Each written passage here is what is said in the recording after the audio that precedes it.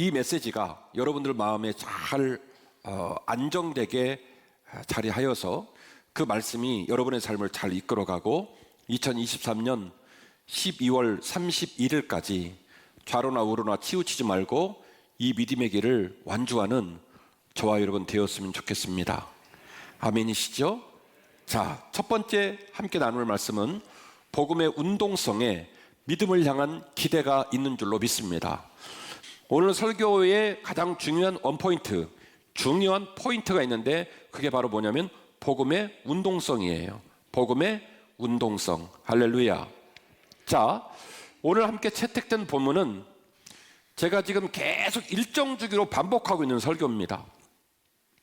설교 중에는 한 번의 설교로 끝날 설교가 있는가 하면 여러분들이 신앙생활의 노정을 마칠 때까지 지속적으로 반복하고 강화해야 될 특별한 본문들이 있는데 로마서 1장 16절, 17절 말씀은 그 어떤 본문보다도 반복되고 강화되어져야 될 본문이고 그런 연유로 일정 주기를 가지고 제가 이 본문을 가지고 설교하고 있습니다. 바라옵기는 맨날 들었던 얘기, 또 들었던 얘기, 앞으로 또 들을 얘기가 아주 상투적으로 보이지만 얼마나 중요하기에 목사님이 계속 반복을 할까를 염두에 두고 이 말씀이 여러분의 심령과 골수를 쪼개고 들어가서 우리 모든 성도가 복음 위에 믿음 위에 온전히 세워지는 기적이 우리 모두에게 일어나기를 간절히 기대합니다.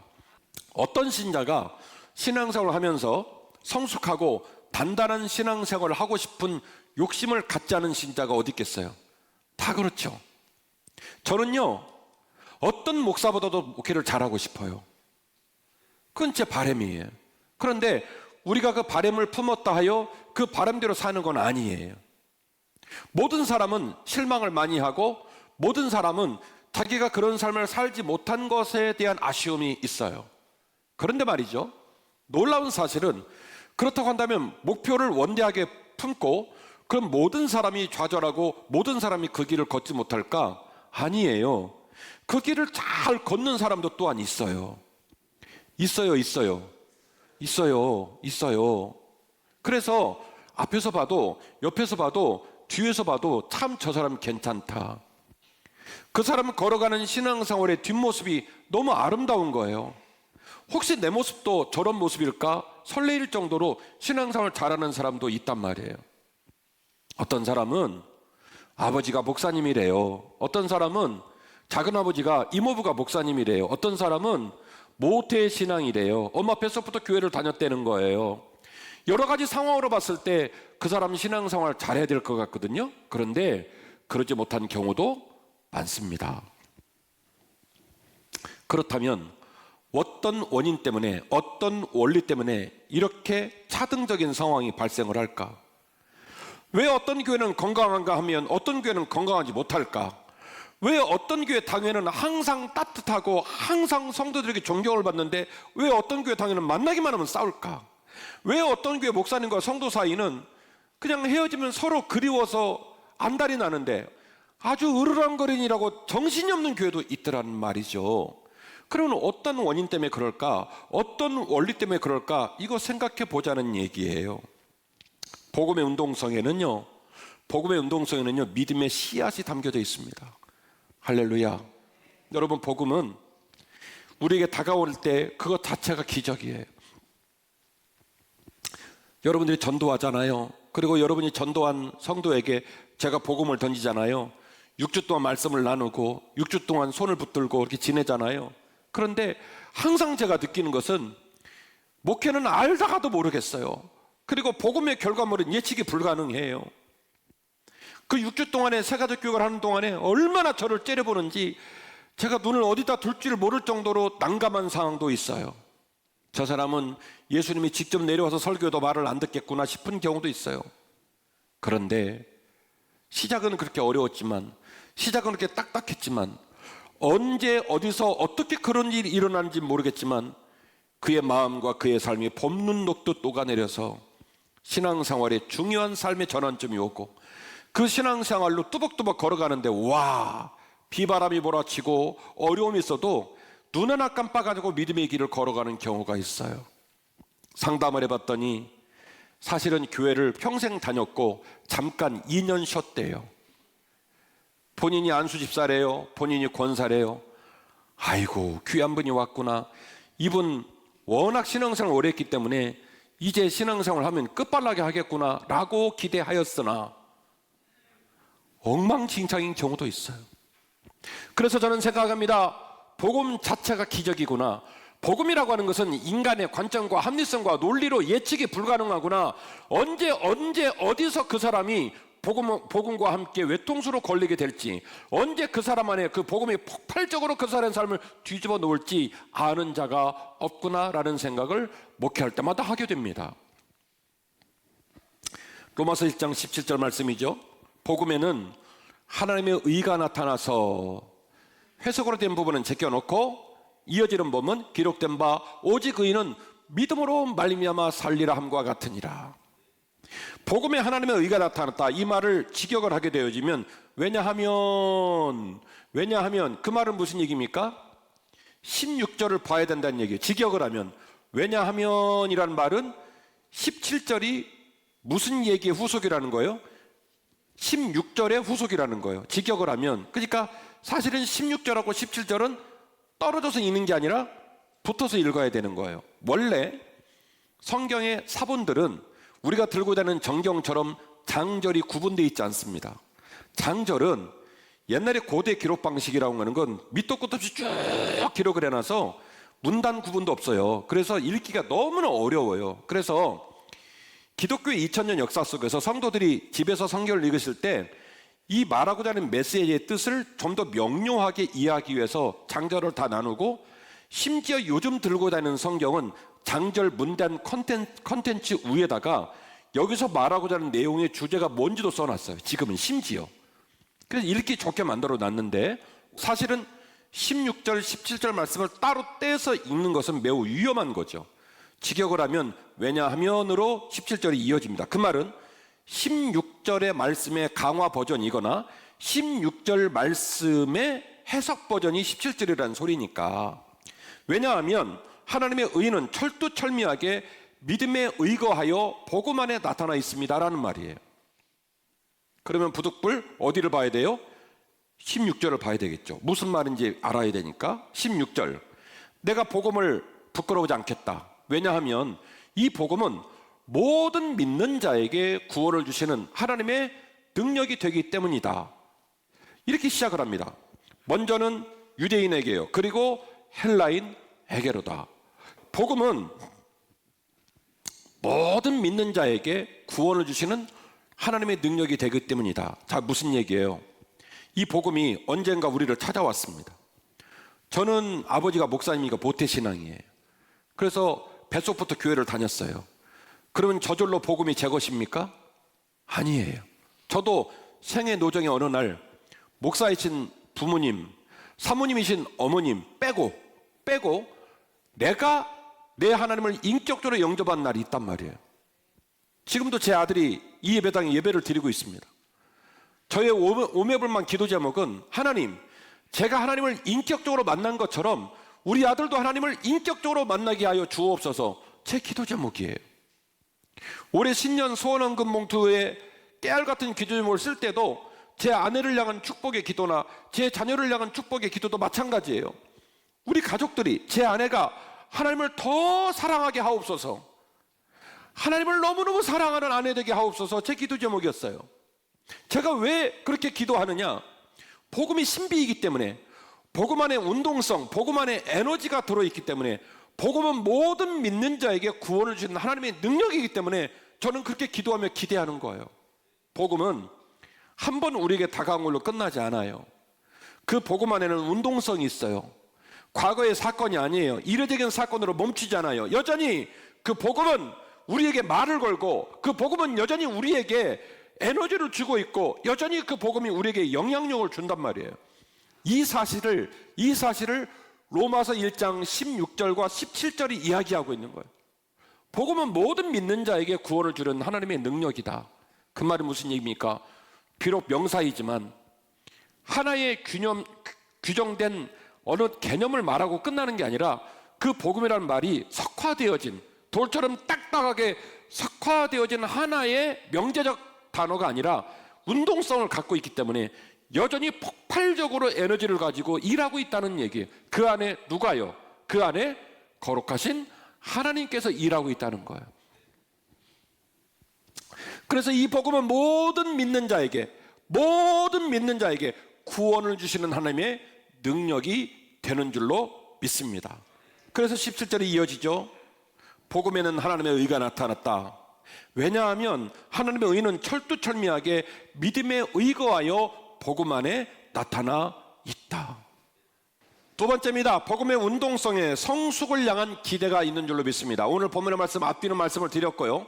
중간에 말씀, 이런 말씀이 나와 있죠. 믿음으로 믿음에 이르게 하나니. 제가 이전 설교를 통해 여러 번 말씀드린 바가 있습니다. 첫 번째 믿음은 믿음의 출발점입니다.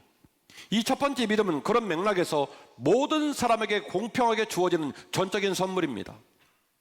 첫 번째 믿음은 구원의 신분입니다. 첫 번째 믿음은 순간적인 변화입니다.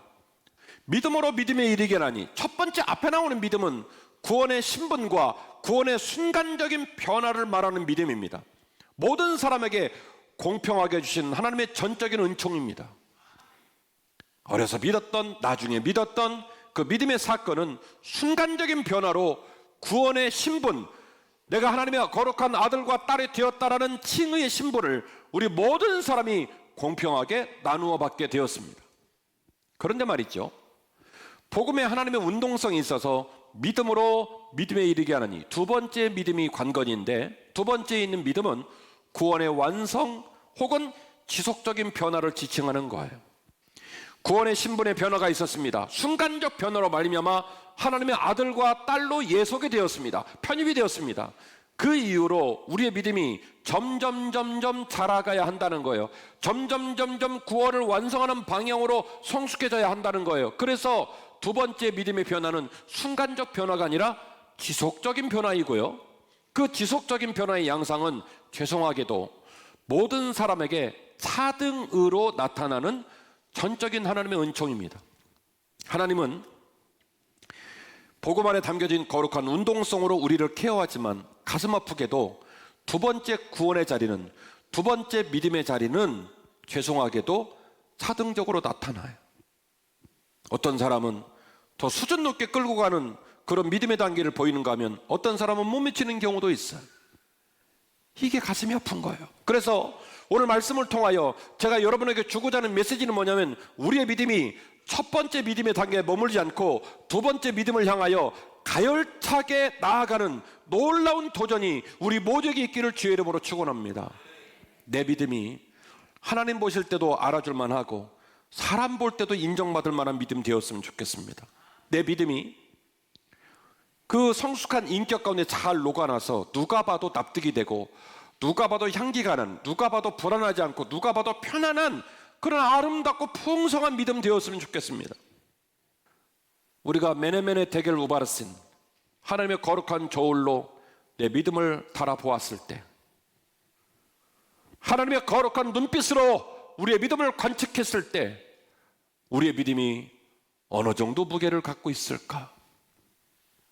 우리의 믿음이 성숙할 수 있다면 나의 믿음이 하나님 앞에 영광스러운 믿음이 될 뿐만이 아니라 나 때문에 믿음의 동역자들에게 덕과 은혜를 끼치니 그것 또한 얼마나 감사하고 아름다운 일인지 모릅니다. 복음에 담긴 운동성 때문에 그러므로 우리는 반드시 성숙을 향한 기대를 품어야 할 줄로 믿는 것입니다. 고린도전서 13장 11절인데요.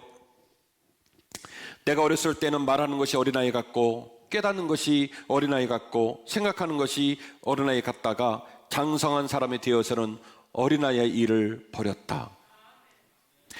고린도전서 13장 11절 말씀에 자기가 뭘 잘못했는지, 얼마나 그것이 창피한 건지 나와요, 안 나와요? 안 나와죠?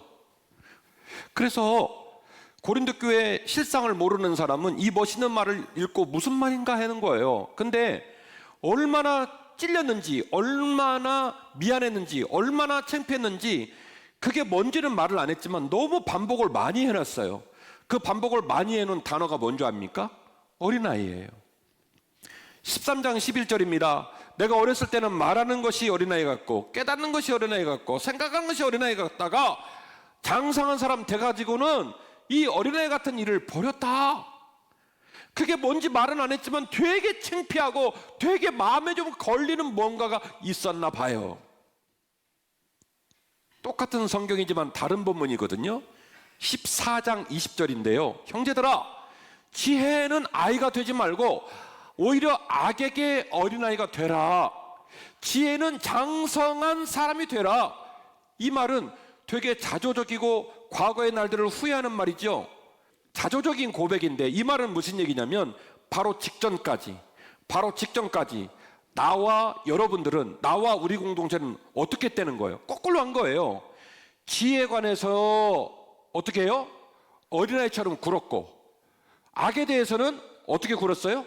어른처럼 굴은 거예요. 그래갖고 산통 다 깨진 거예요. 이제서야 깨닫고 말하는 거예요. 지혜에 대해서는 아이가 되고, 지혜에서 아이가 되지 말고 성숙한 자가 되고, 오히려 악에게는 어린아이가 되어서 지혜에 있어서 장성한 사람으로 살아야 된다는 것을 이제 우리가 알게 됐지 않냐, 이 얘기 말하는 거예요. 자, 들어가 보십시다. 무슨 얘기일까? 고린도전서 똑같은 성경 13장과 14장이 말하고자 하는 메시지는 뭘까? 고린도는 서아시아와 동유럽을 연결시키는 하부 쪽에 있는 유명한 항구 도시입니다. 엄청 발달된 도시입니다. 60만이 넘는 사람이, 그 시대에 60만이 넘는 사람이 모여 살았으니 어마어마한 도시죠. 우리 한빛교회 성지순례 팀 이끌고 고린도 우리 가봤지 않습니까? 그 오랜 세월의 유적이 지금도 남아있어요. 미문이 그렇게 아름다워서 아름다울 미자를 쓴 이유도 뭐냐면 고린도식으로 만들어진 인테리어 때문에 붙여진 이름이 미문이에요. 그렇게 고린도는 아름답고 문명이 뛰어난 도시예요. 이곳에 세워진 교회가 모이기만 하면 박 터지게 싸웁니다. 사람은 네파로 갈라졌고요. 분쟁의 요인은 6가지 이상의 분쟁의 요인으로 모이기만 하면 삿대질을 하고 싸우고 미워하고 갈등하고 그러느라 시간을 다 보냈어요. 세상의 벗들이 생각합니다. 저럴 거면 왜 모일까? 저럴 거면 예배를 왜 드릴까? 저럴 거면 왜 교회를 세우고 십자가를 세우고 교회라고 호언장담하고 저렇게 잘난 척을 할까? 사람들은 걱정과 근심을 하는데 자기들은 모일 때마다 신나게 싸우고 서로 상처 주고 너무너무 불행하고 어려운 시간들을 보냈어요. 천만다행인 건 그분들이 철이 들었다는 거예요. 천만다행인 건 그분들이 깨달았다는 거예요. 천만다행인 건 그들의 삶이 잘못됐다는 걸 알고 저항하기 시작했다는 거예요.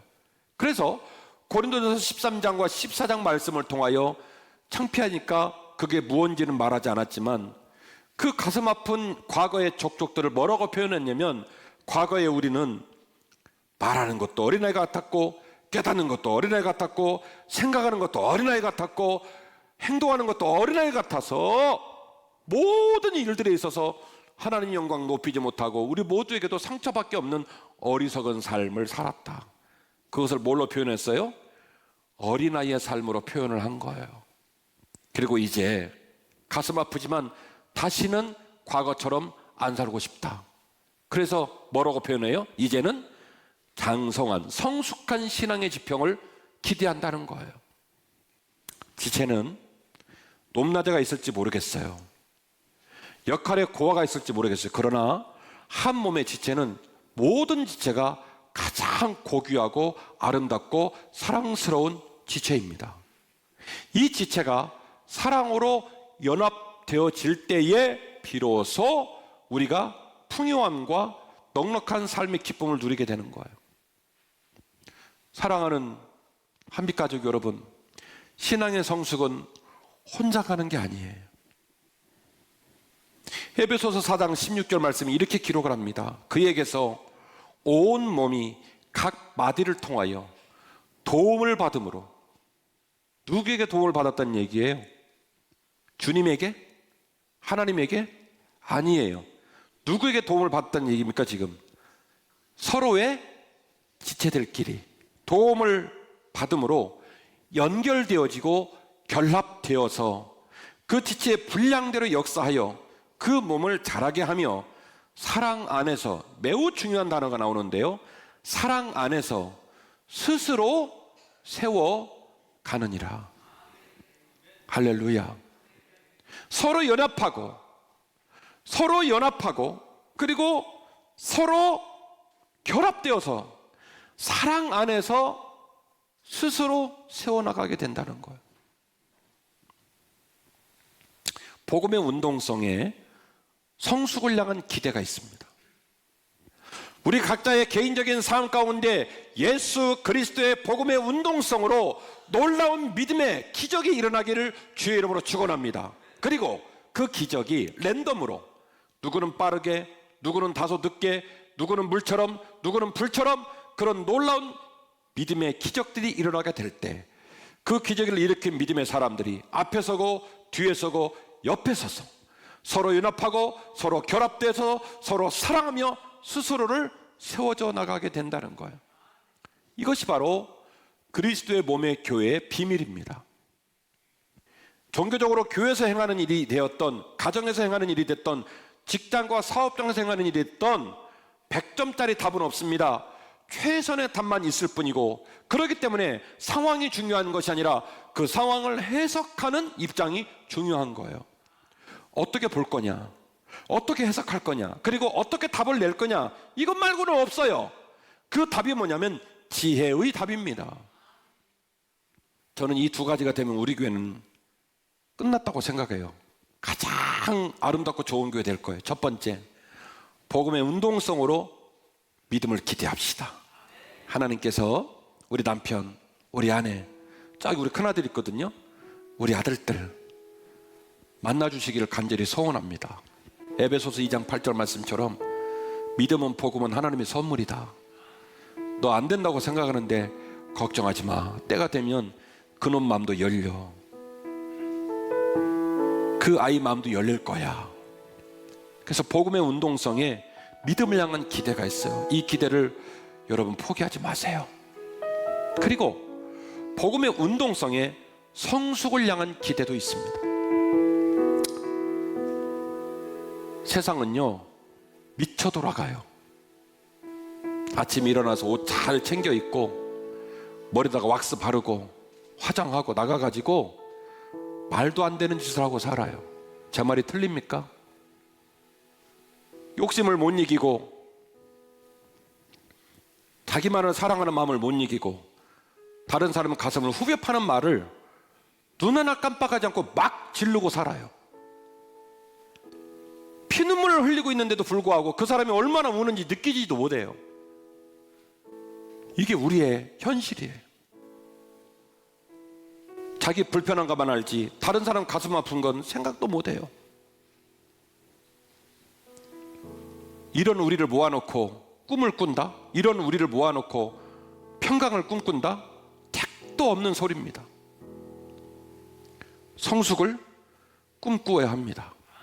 사랑으로 연합되고 사랑으로 연결되고 사랑으로 서로를 섬겨서 스스로 세워져가는 귀한 역사가 한빛교회 가운데 일어나기를 주의 이름으로 축원합니다.